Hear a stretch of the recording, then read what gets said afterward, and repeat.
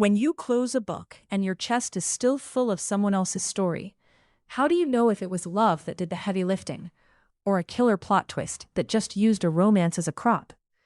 Today we're unpacking what actually makes a story a romance, not just a book with a relationship in it. We're not talking about whether a book is sweet or steamy, or whether you enjoyed it. We're talking about structure and emotional focus, the beats that tell you the heart of the story belongs to the couple.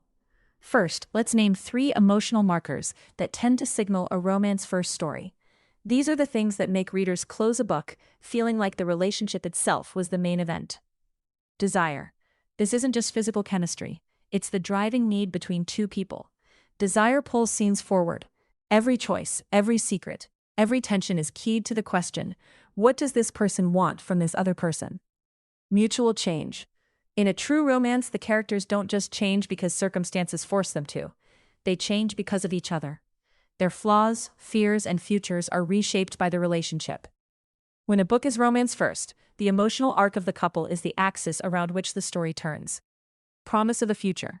This is the expectation that for better or worse, the story will resolve around the couple's future together. In romance-first books, the ending centers on the state of that relationship.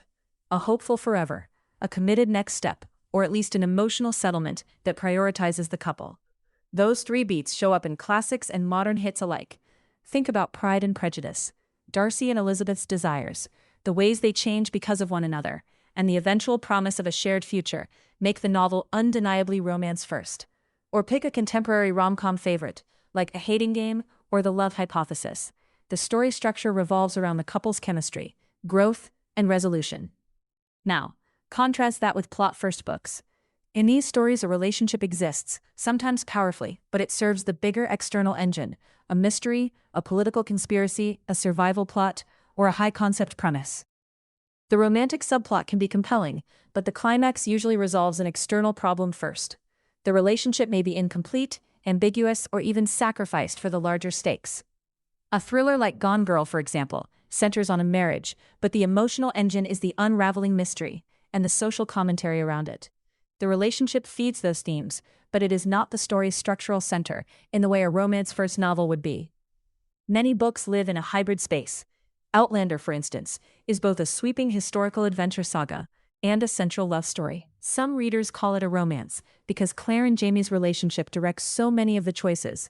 Others feel the external time travel and historical stakes compete for protagonism. These hybrid titles are perfect debate fodder because they show the spectrum. Romance first on one end, plot first on the other, and a whole middle ground where both engines run together. Want a quick reader's test to place a book on that spectrum? Ask yourself these questions after you finish the last page. Which ending felt like the climax? The resolution of the lover's relationship, or the resolution of an external problem? What chapters do I find myself rereading? The conversations between the couple, or the scenes that reveal plot twists? Who changed the most because of the relationship, and is that change central to the book's theme? Those simple observations will tell you whether a book made love the main event or used it as a gripping subplot. This also explains why certain tropes feel so satisfying in romances. Enemies to lovers, slow burn, fake dating. These tropes foreground desire and mutual change, so they naturally live in romance-first stories. When those same tropes show up in a plot-first novel, they often feel compressed or incidental, because the external plot is pulling our attention elsewhere. Before we wrap up, here are a few friendly debate prompts to take to your book club or BookTok thread. Is The Time Traveler's Wife a romance-first book because the relationship frames everything, or is it plot-driven because of the time travel concept?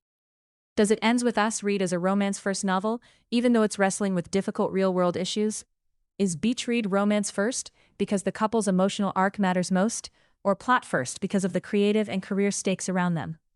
If you love testing these lines, one fun way to experiment is to toss a trope, a setting, and a character into a story engine and see which element rises to the top. Endless Romance is a place where those combinations play out as interactive stories. You can explore whether a particular pairing becomes romance first or plot first based on the choices you make in the moment. It's a reader-focused way to experience how small changes shift a story's center. So next time you finish a book and you're itching to argue whether it's really a romance, use those 3 markers: desire, mutual change, and the promise of a future to make your case. Try it on a favorite title, post your verdict in a BookTok thread, or test a trope in an endless romance story and see where it lands.